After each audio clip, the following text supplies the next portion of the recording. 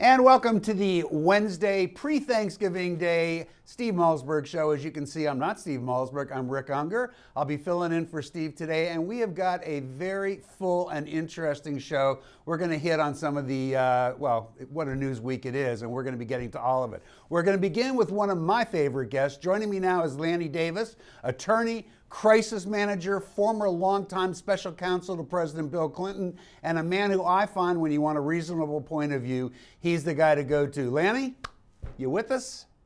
Almost Thanksgiving to you and your listeners. And the same to you and your family. So, Lanny, let's start off talking a little bit about Ferguson. I'm very curious, as an attorney, what your take is on how this grand jury proceeding went forward. Let me start with a preliminary question. Do you think it belonged in front of a grand jury at all, or should it have been something brought by the prosecutor directly to a judge?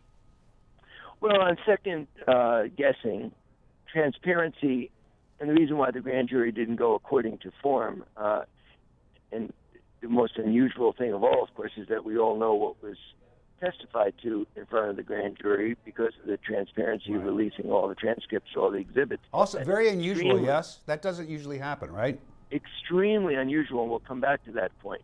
But the answer is, if I had to, on the sidelines, or we're doing a few other comments on the sidelines, I would have said, why not do a preliminary hearing, which is a substitute for a grand jury, in which you have a transparently open hearing where everybody can be cross-examined and people representing the family can have their lawyer cross-examining the officer.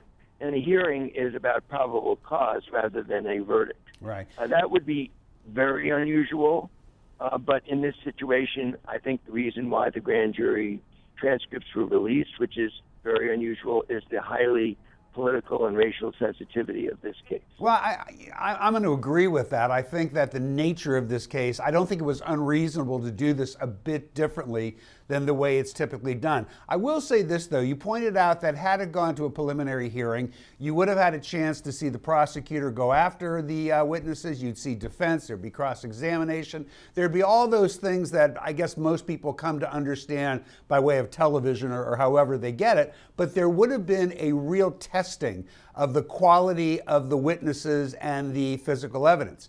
That, for me, was the one thing that seemed to be missing. As I read the transcripts, I didn't feel that the prosecutor in this instance was really digging at particularly Officer Wilson to really put his story to the test. So what did you feel about that?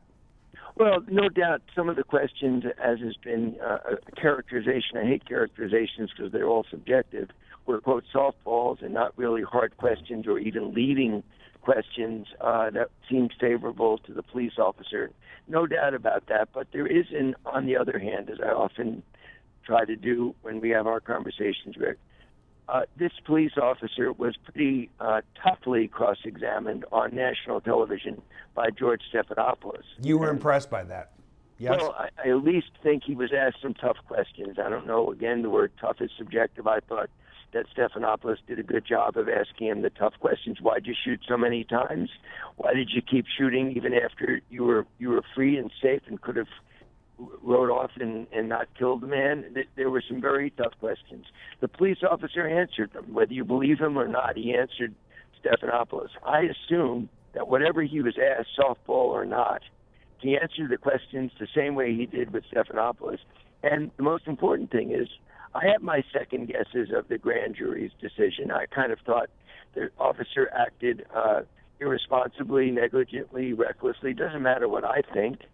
We always do that on jury verdicts that we disagree with. I disagreed with O.J. Simpson, for goodness sakes, who I have no doubt was guilty. But this is our system. And there were 15 people, as far as I know, some of whom are African American, who heard all the evidence. I wasn't in the room.